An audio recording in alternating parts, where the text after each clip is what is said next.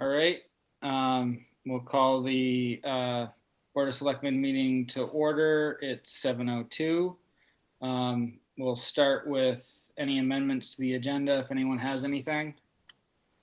Nope. Oh, everyone good?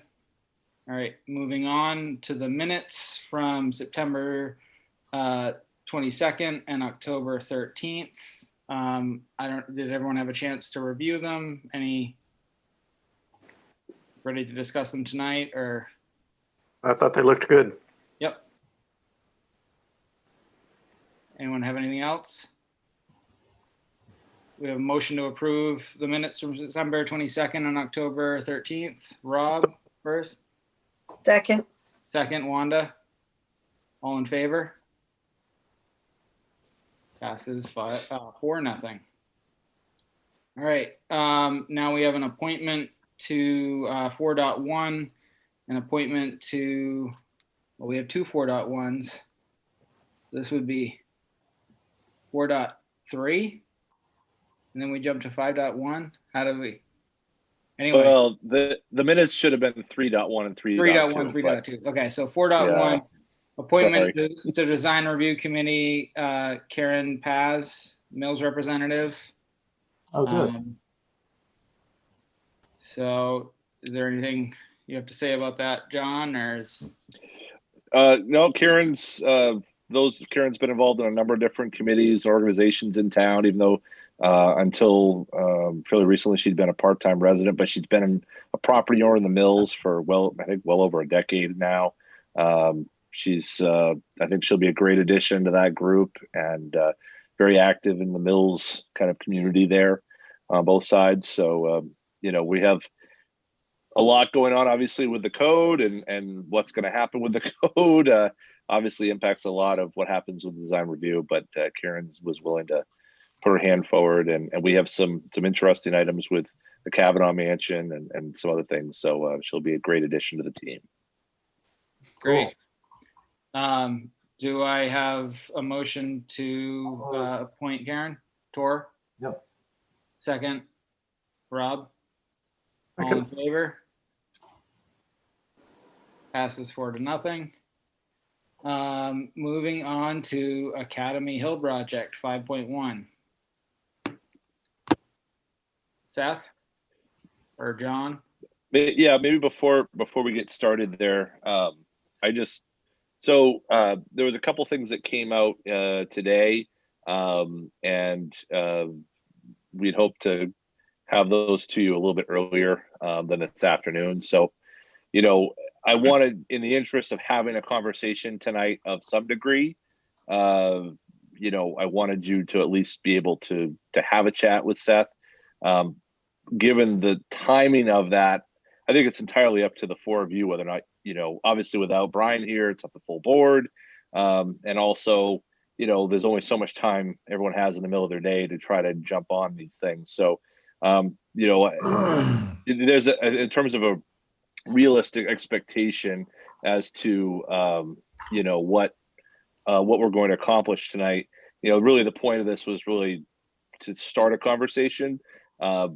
If the four of you get to a point where you feel comfortable getting to the end of that conversation, then that's fine. But really the point was to at least start it. And I know there's been some real interest by some members of the board to talk about, the wrap up of the Academy Hill project. And if for no other reason, this is a good time to probably start that conversation now, knowing that there are some items still remaining, but we're further along that run, and I think we can safely say that not only is the light at the end of the tunnel, it's probably blinding us at this point. We're so close to it. So I don't know, from there, Seth, maybe if you want to talk about where we are and what is still to be done.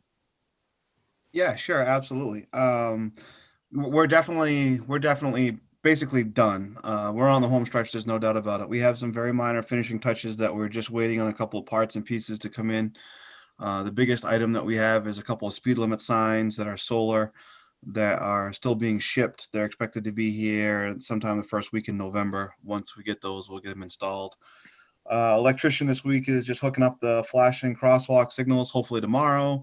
The handwork for the stenciling on the striping, the remaining, like the stop bars, railroad crossings, crosswalks, that handwork stuff will be done, starts tomorrow, and whatever isn't finished tomorrow will be finished on Wednesday.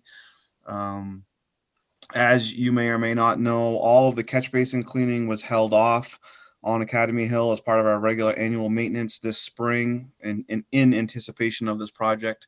So that has been scheduled, and they started to do that today, but the truck had a malfunction and they couldn't finish it. So as soon as they get the truck fixed, that will be completed. I suspect it will be in the next couple of days. It was just a mechanical issue. Other than that, we do have all of the ADA, those little metal ADA truncated dome plates that go on the crosswalks on the ends of them to make them ADA accessible. Those are here, and that's probably the biggest thing that we have to do. Won't take us more than a couple of days to get them in. They only go right on the tip downs of where all the curb inlets are. So we have, very, very, very little work to do on the hill. Other than that, all the touch-up loaming is done. All the paving is finished. We're really in good shape. Hydro seeding was finished last week, so we don't have a lot left, that's for sure. And what we do have is either scheduled or in the process to be completed. So I'm very comfortable with where we're at. I did send out our final communication to our email group today. All of you should be on that. If you didn't get it, I can forward it to you, but I believe all of you are on that. And that was the final communication sent out to the group that we established way back when the project first started. Just saying a final thank you and farewell, and please reach out with any questions. Hopefully you got that, had a chance to read it. I am scheduling a ribbon cutting of sorts for Thursday at 1:30, starting in the park. We can say a couple of remarks. I'd love to have a member of the board there, or as many of you that can be there as possible. I know it's kind of short notice, and if you can't, I understand. But I figured that the park was a good place to be socially distant and still say a couple of remarks. I've got some traffic control lined up so that we can do a ribbon cutting of sorts at the intersection of the hill there. We can, walk across the street and do a little ribbon cutting and have a little ceremony, because it does represent a completion of, I believe, one of the largest projects Newcastle has ever done. So it's quite an accomplishment, I would say, none the least, and I hope that people enjoy it. So that is scheduled for Thursday. That's pretty much it. I'll take any questions you guys have. Anything that you want to discuss about the project, I can answer. Please feel free with anything that you need. Wanda? So I actually have a couple of questions, but my first one is I don't usually drive up Academy Hill. I just don't. But I did the other day, and there's 3 light bases right in front of the old gym and the school. Are those going to be lights, or are those going to be for the crosswalks, Seth? Nope, the crosswalk signs are already up and installed on the bases that those go on. They've been up now for about a week.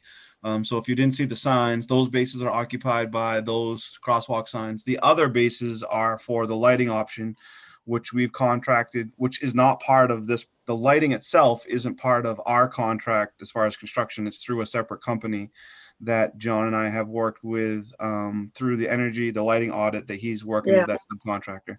They're coming in to now install the actual lights, but all of the power and the conduit and the ability for them to connect is all in place and ready for them just to bolt the lights down and power them up and turn them on.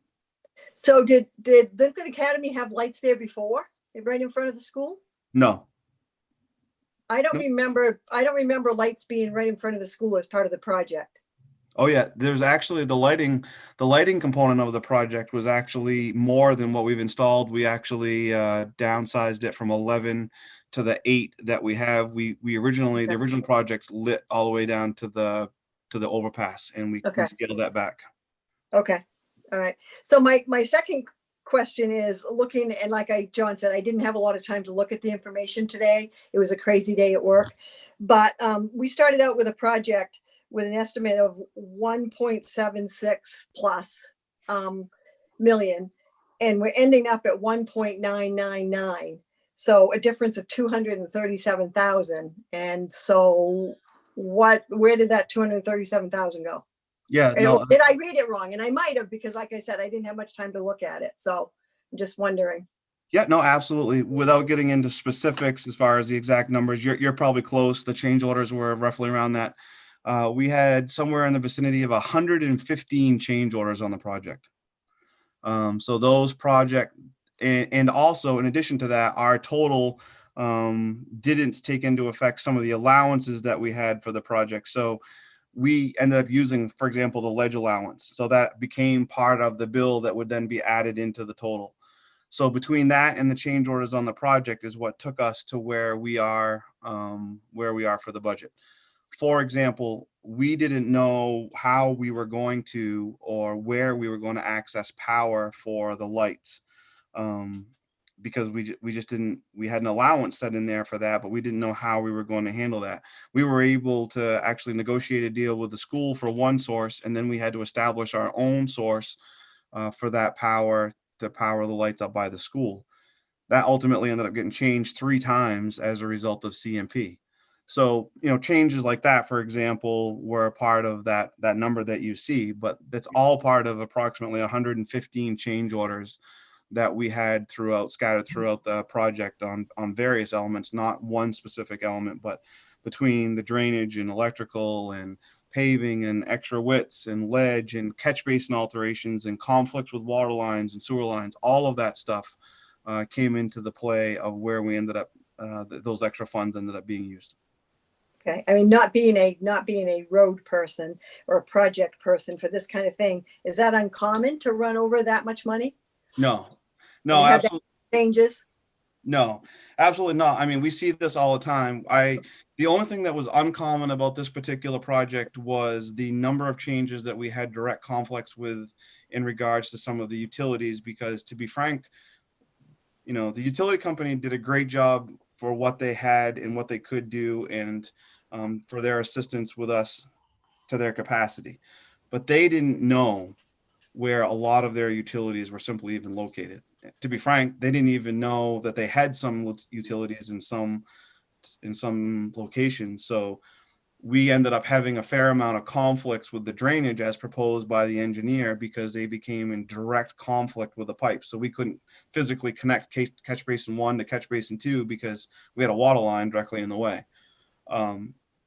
That is a little unusual, because typically we're able to have a little bit better records on where those utilities are. So there were some abnormal amounts of those types of conflicts, but it's not something that is an engineer's fault, or quite frankly, you can't really even blame the district on its current administration, because this was all done, years and years and years ago.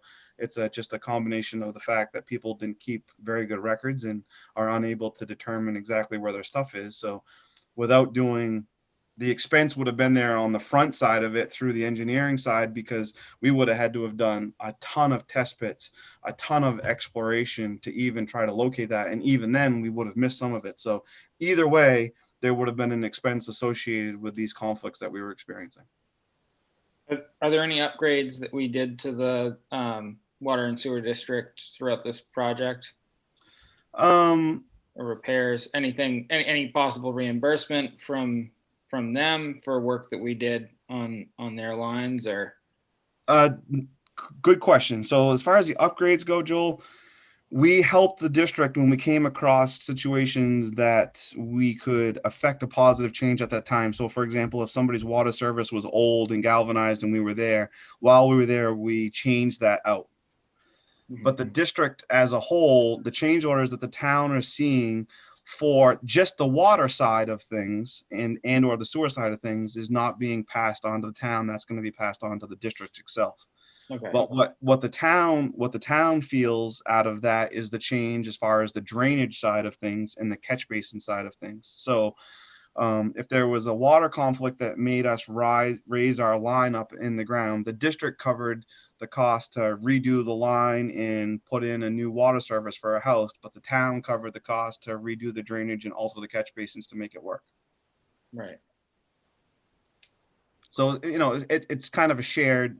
It's a shared thing all in all, but the water district and the sewer district will be responsible for some of their own repairs. And to be frank with you, they had us do some extra work that was outside of the project at the same time. For example, we replaced all four. Well, we've got three. We're going to be doing the final one up by the apartment building outside of the project scope later this week. But there's four brand new hydrants on the project that were never scheduled to be part of the project. But it just made sense that while we were there, the water district wanted to get them replaced and update them.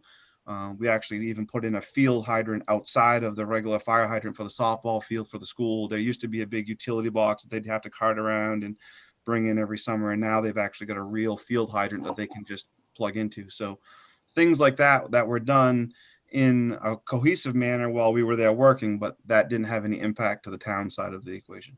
So that's totally separate from Totally what separate. we're looking at for the change order thing. Correct. Your change orders are directly responsible to the project only as far as the original scope. So drainage, catch basin alteration, extra pavement that, for outside of things. I mean, there's whole drainage runs on there that we never even knew existed that we ended up installing because we found them as we were digging. So there's a whole section of drain in addition to what the plans show in the area of Teague Street that I assume was original way back when the railroad put it in. It was all clay pipe. That's how old it was. So, things like that are what the change order represents throughout the project from start to finish. I will say that in addition to that, that also includes the intersection improvements with Mills Road. So your change order numbers reflect that. There will be some reimbursement coming from MDOT. I can't give you the specific numbers tonight because we're still in cooperation, working with MDOT. They've got all the stuff. They committed to a certain dollar amount at the start of the project, but it was clearly underestimated once we got into the Mills Road intersection. Again, finding two conflicts with water lines, and there was a pipe. They had a drainage pipe that they didn't even know existed in that intersection. So those change orders, those changes on their side of the equation is going to have to, we've gone back to them to say, hey, look, this doesn't, your original thoughts of what was going to happen here isn't what was actually here. So we need some additional assistance. So there will be some funds coming back from NDOT and a cooperation on that intersection improvement to tie into their project for next year going up Mills Road. And we do have record of all those changes, Oh, yeah. all those things that you encountered that weren't on the previous maps. We now have a record of all those for future, correct? Yes, sir, you do. Okay. Yep. Tor? I have just a few questions. So Seth, nice job. You really did a nice job on the project. So there's just that statement. The question is on the, you said there's 150 change orders, so 33 through 150 are those? No, 115. I'm sorry? There was about 115 of them. Oh, okay. So, but still, this goes up to change order 32. Correct, because those are the categories of the change orders. Now, under each one of those categories, there's numerous ones within each category. Gotcha. Okay. All right. John, I guess this is a question for you. The difference then is, I mean, do we have a contingency on this? And is there, because this is financed, I mean, is that, is this within our contingency? Right. So yeah, no, that's a good question. So we did have a contingency for the project. There was I was actually just trying to locate the let me actually bring this up here. And again, this is a bit older. Bear with me here a sec because I'm trying to bring this up with Zoom so everyone can see what I'm looking at. Hang on, there we go. Okay. So this was the letter going back to October 28th, 2019. So almost exactly a year ago. This was effectively the project budget that was put together on this. Obviously, there's a few things that have changed since that point in time. And this is before, this is after the notice of award, but after the contract, or before the contract signing. So this somewhat shows the ins and outs of the project, as well as the construction oversight monies, the contingency monies, the amount of monies that had to be removed from the initial bid, the options that weren't selected, and so forth. And what I can do is I can put this together again, maybe for your next meeting, just so you can kind of see more of a detailed breakdown in terms of the ins and outs of the contract. Obviously, until this point, everything on the pay requisition has pretty much followed, the base bid number almost to a T. So this is the first time when things are obviously coming in a little bit different than anticipated. But I think from you can see here, we had 150,000 in contingency set aside, and we had 85,000 in construction oversight. So it kind of came about from the number originally was higher, under the 2 million, and so we had to make some reductions. Quality control was reduced, and the church crossing and so forth. So it still leaves us with really the only items that were not accomplished that we had hoped to accomplish was that sidewalk in front of the town office, which was one that was not completed but was part of this. So having said that, subsequently we learned from Maine DOT that there are some efforts in terms of their project that Seth alluded to that may accomplish, may include some of that sidewalk as they're going to try to look at the drainage in front of the town office as well. So, that's a conversation for a different time, I guess, is my point. So, but in terms of what we have now, this at least gives you a sense of what we are expecting a year ago in terms of how the project would go. So the construction oversight, was that money not used that is would be part of the contingency then, or the 85,000? That was part of the bond. Yeah. Not part of Hager's contract. Yeah. So was that used, or is that so in other words? That was used. Yeah. So we've paid in full for all of the construction oversight at this point. So the unknown at this point for us was what's going to happen with obviously the remaining amounts, the change orders, and we still have the retainage as well that we've held on to, the 5%. So as we get to the end, we're trying to, I guess, we have to put those pieces together to figure out what's in and what's out. Mm-hmm. So yeah, I mean, excuse me, I'm just, I kind of came into the water halfway through the river here, and I know you guys have been through this. Trying to get an understanding. So, but at the end of the day, there's money in the bond to pay the overage. The change orders is what my basic. That's the idea. Right. That's the idea. And of course, what we're talking about today is there's also as Seth said, there's some ins, some income that we're talking about in terms of DOT and from the water district and sewer district as well. So we're close, but we haven't landed the aircraft yet. And I think that's partly where we are is, we're close enough to the end, and we know the items that we've had to address, but we can actually have a conversation. But I think that some added time to be able to look at this probably would benefit all of us.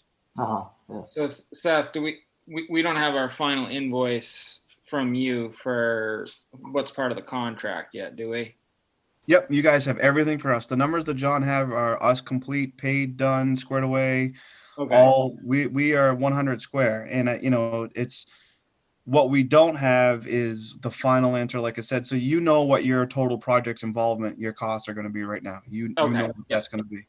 No, You- just making sure that that's what that's the number we're looking at. So But then you get a credit back from DOT. However, John and the board decides to apply that, whether we apply that to the sidewalk in front of the town office or what have you. But there's going to be some funds coming back to the project that will ultimately, put you under budget by however much the DOT wants to contribute to the Mills Road intersection items, which we will be fighting as much as we can for from the town standpoint to help recoup those funds that were in addition to the contract, because you already have the change order associated with that. It's all part of the number that I gave John. yep. Rob. Yeah, I just wanted to clarify that the pay request number 11 includes the change orders, but does not include the request for part of the retainage. Is that correct?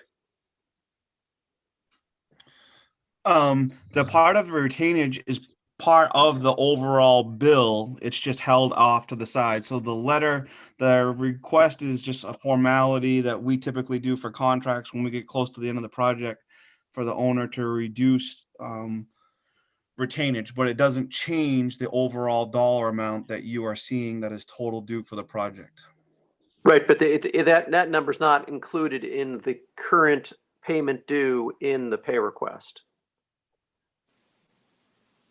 That number, yes, it is in a reduction of the line of the retainage. It should be, yes. Yep, you'll see that retainage should be reduced from 92 down to like 48, and that is the reduction of that retainage. It still shows retainage. I don't believe it does that. Well, I can clarify tomorrow, but it should. Your retainage line item on that, I don't have the pay rec right in front of me, but the pay rec that we saw for the original project was roughly 90, I think 92 at that point in time. Like 98. Our request through the letter was to 98. Okay. So our request through the letter was to simply reduce that in half, basically 2.5, which is common once we get to the end of the project. Cause you're holding retainage on something that has been in the ground and working for however many months. Really, the goal of the retainage is to make sure the contractor completes, finishes, you don't have any other issues. So lots of times they reduce it and then finally pay it out after, a period of time, make sure that everything's going to work right. So just because we got this on such short notice and we don't have the full board here, if we could maybe table this to next week and have a chance to look things over and review things and maybe clear up some of this other stuff, take care of some of the change orders and all that at the same time. I think that might be a good idea. I agree. Or we could wait till the 9th, whatever works. I don't want to hold up Hagar for all the work they've done, and I want to make sure everyone gets paid. But I'd just like a little bit more time to review, since I got it today. I haven't had a chance to really look through it. So, Tor.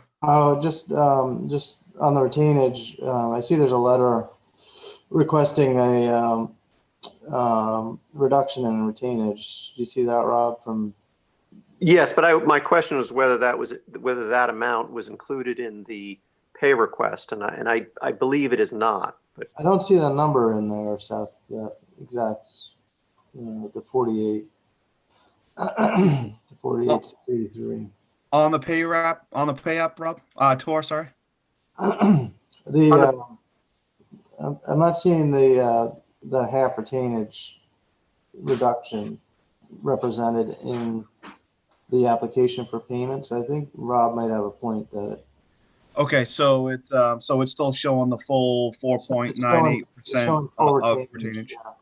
Okay, all right. So it just didn't transport on the spreadsheet. It didn't carry through to reduce that to 2.5%. That's right. Okay.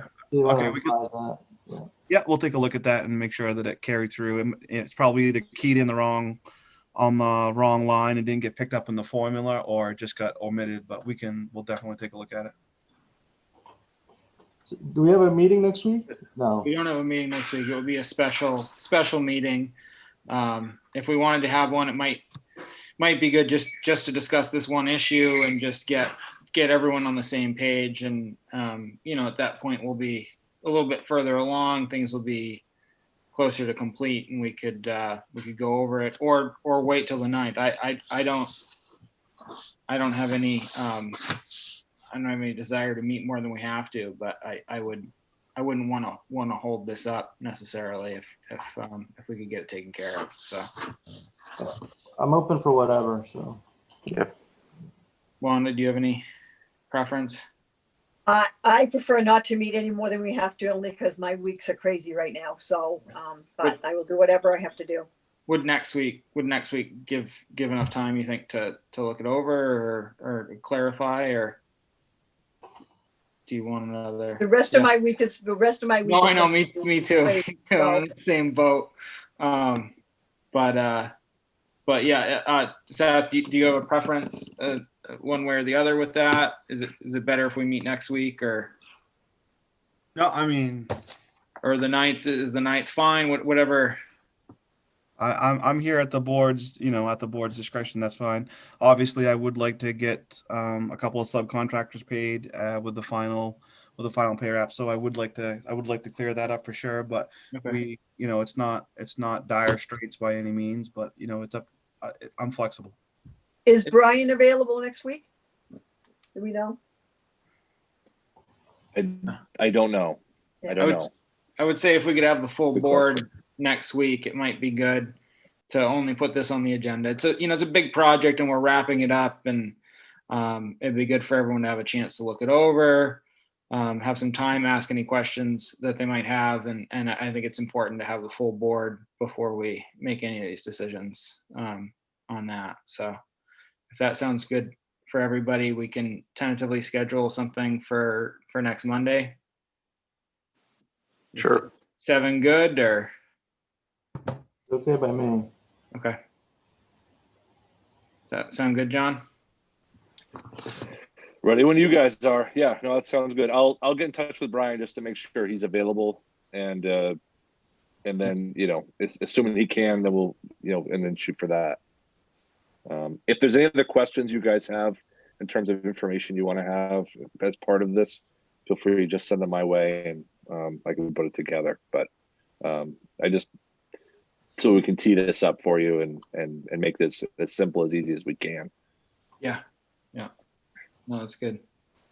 Well, thank you very much. Is there anything else, Seth, that you have on the Academy Hill project? Yeah, there is, and that's just a giant, thank you and appreciation. This has been a labor of love. When you guys first appointed me to the position, there was 3 major things that you wanted to get accomplished, and this was the last one. And I think that that goes a long way to show where we've come in just a very short amount of time, and we've addressed those issues. And I certainly couldn't have done it without the support of the board and the people and citizens here in Newcastle. So I just wanted to say thank you very much. I appreciate the support as a member of your staff, and I enjoy working for you guys. You really try to take some feedback seriously and provide great insight and questions, and I enjoy working with a proactive group of people. So for that, I just want to say thank you. And I emphasize this in my final remarks to the group tonight, but publicly I think it's important that the citizens of the entire town, but even more importantly the ones that are impacted by this project, know that we as a company and I as a road commissioner say we appreciate all of the patience and what everybody had to go through. It was a long, dry summer, and I know that there was a lot of inconvenience. I hope that everybody enjoys what we have accomplished here. I think it's a centerpiece for the town to work on and to grow off of. I think it shows where we want to go in the future. And I'm extremely proud of it on a personal level. And I just want the folks to know how much we appreciate everything that they did for us, and the board to know how much we appreciate your support. And thank you very much for the opportunity. Oh, that's great. Thanks a lot, Seth. Seth, I have a prearranged 2 o'clock meeting on Thursday, so I'm not going to be at the ribbon cutting. So sorry Oh. about that, but you know, wish I could be there. Yeah, no, absolutely.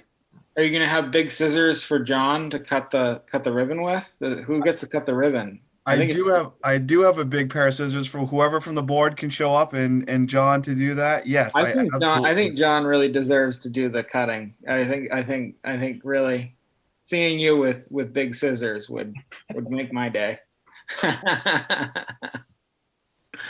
Well, I don't even know Joel, I what to think say about that.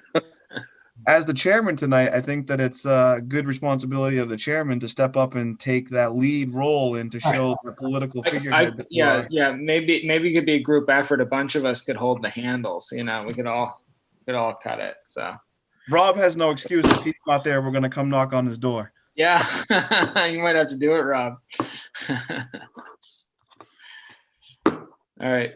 Well, thank you again, Seth. Everything looks great, and it was I think we've taken care of our most complicated section of road. That definitely was a lot going on there, and tricky spot. It's definitely a throughway. It's a well-used road, which is why we need to get it taken care of. So Absolutely. good. Awesome. All right. Well, thanks again. All right. Anyone have anything else, or get to move on? Okay. 5.2 core zoning code November 3rd referendum update. John. Well, I didn't have a whole lot. This was really more of a catch-all in terms of any thoughts or comments that the board might have about where things stand. Obviously, there's a lot of political activity that's going on surrounding this this question, and the absentee balloting. Obviously, there's other things on the ballot as well, but there's obviously a lot of interest in this question. So, this is, I think, in terms of the number of questions regarding how the code works have really slowed down in the office.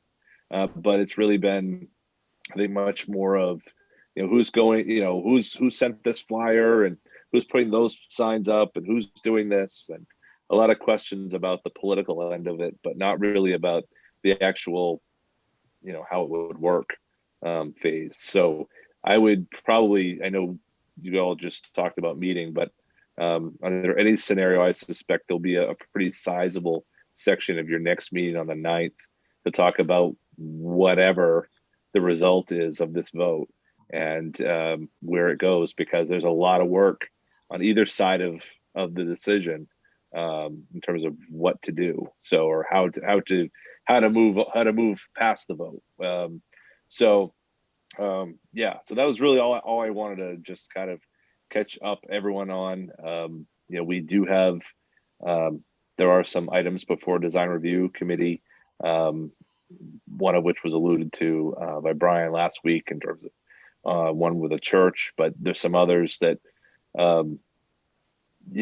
have problems relating to the current ordinance, so there's a lot. In fact, I got a call today by someone who wanted to apply for a use that is currently not allowed in the current land use ordinance. Now, it's not in the current code either, but unfortunately, under either scenario, you really have to wait until November 4th or November 3rd, I guess, but November 4th to say, now how is the town going to accomplish that? So there's just so much that the town has to wait and has been waiting on for so long.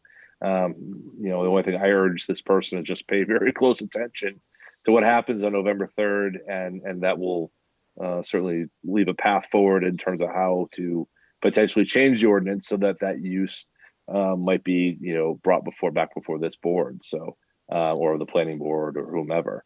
But we're this is with a week to go here. It's been a lot of work and a lot of effort put forth by the 5 of you, committee members. There's a lot of conversation and chatting going on. So I think that in terms of an electorate, this is probably as informed an electorate as you're going to have about this one particular issue. And now that may not be saying a lot, but it's very difficult to have these conversations. And I think there's a lot of people who are talking and digesting. I don't know that they're, we're going to be able to quote chapter and verse from the code, but I think you do have a lot of people who are talking about it or engaged in the process. And if nothing else, that's a good thing. So that's all I had. I just wanted to offer that. Good. John, are you comfortable with November on the 3rd? I mean, I guess in terms of turnout, Comfortable. probably won't have any bigger turnout than you did on, say, maybe a midterm. So it should be Right. probably pretty standard in terms of flow. But you're all set for next Tuesday, I guess, is my basic question. Yeah. So where we are right now, just to give kind of a little bit of my report too, is this: we've received about 600 ballots, absentee ballots already. We have requests of about 800 ballots. So there's about 200 ballots that are still out there from people who have not yet returned them, and I expect probably most of those will be cast. So if we have 800 absentee ballots, my expectation is we'll have somewhere in the neighborhood of 500 people, 400 or 500 people show up on the day of the election. And that's not an overly burdensome number, really. The burden is to try to, the time it takes to actually process an absentee ballot. Actually having people there and shuffling them through is actually a pretty, it's kind of like the Henry Ford assembly line thing. They're in, they're out. The challenge is, of course, is the space, right? That's the real problem. So, for example, people will encounter, there'll be 2 lists. Obviously, a plexiglass. They'll be at a table. The list will be in front of the person who, has the list. You'll go to that person. They'll say, well, state your name, where you are, and they'll check you off. Then you'll have to go to the next list, 6 feet away, plexiglass, individual table with the town list. Say your name again, cross it off, then go to a third table and pick up your ballot. So that's the process. We got to find 6 feet, 6 feet, 6 feet. Then we need to have all of the voting stations spread out as much as we can. And then the ballot box, near the door. So what people will be doing is, unless something radically different doesn't happen, we expect people will be coming in that side door, where a lot of people came in for the public hearing, and they'll wind their way through the truck bay there to eventually, get their, basically go in, check in with the 2 lists, go ahead and get their ballots, vote, walk through. The ballot will be near the door, which is on the opposite side of the building, and then they can go out and walk back around towards where they parked. So Clayton has been great. He's going to help out in terms of moving the trucks in and out and doing those early in the morning, so Michelle doesn't have more on her mind than she needs to. We have 6 teams of counters the night of to count the town ballot. So unless something unbelievable happens, we should get those results, in a reasonable hour on election night for the vote on the code. And we have a backup registrar. Karen is actually one. We have one other person who's going to be a deputy registrar who will be there solely for the purpose of registering voters. So we've got a lot of help. We have an amazing group of people a lot of people, first-time people calling up saying, I want to help. I want to, volunteer. So we've got, a great group of people. The one thing that I'm kind of trying to do and stay ahead of is just trying to make sure we have as much redundancy as possible, because unfortunately there's a lot of COVID out there, and trying to make sure we have backups upon backups upon backups. If one person's not available, there's someone who's able to step in. And that's hard when you have a small office and 3 people are in close proximity, as we are in our office, because, they're obviously, if all of us have to quarantine, that would be a problem. But we're going to do the best we can to work through what we have. And we have so many people who've been so generous with their time. And so I think we're ready. I think we're ready. I'm going to knock on wood. you know, and hope that it goes the way we want. But you know, the nice thing is by having so much work and all the work that goes into those absentees, it does lessen the stress of the election day, hopefully. So let's hope all goes according to plan. Cool. Is there anything else you wanted to add from your town manager report? I read it. Is there anything else you wanted to mention or? Well, many thanks to staff. I mean, we're, you know, Sally, Michelle, and Harriet are just doing great. So they've really kept us going through this. So many thanks to them. I do want to mention the Split Rock scenario. So this is a grant program that Mary Ellen Barnes, Licking County Planning, and Topher Mallory from Split Rock presented me with about a week ago. Effectively, there's a grant program through Maine Community Economic Development through the block grant program where they can receive funds and which would allow through the town, it would allow us to fund the expansion of Split Rock's duty, you know, their business and partially related to their hand sanitizer. Basically, the long and the short of it is they have a difficult time running the hand sanitizer end of their business at the same time as the one that they're actually in business to do, which is to make high quality spirits. And so this COVID grant would allow them to access some funds that would flow through the town, and then we would fund Split Rock's expansion. There's no exposure to the town in this in any way. If Split Rock were to be, to go up, belly up, God forbid, the town isn't held liable. It becomes Split Rock's duty to find a solution. So we'll talk more about that next time. But Topher and Mary Ellen Barnes will both be at your meeting on the 9th to talk more about that. That will be considered a public hearing.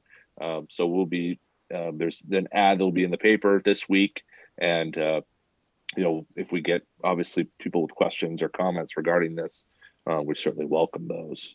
But that's kind of the oddball of sorts on the agenda and on my report. Okay. Move on to warrants. 7.1. We have a town warrant for $476,193.05. Do I have a motion to approve?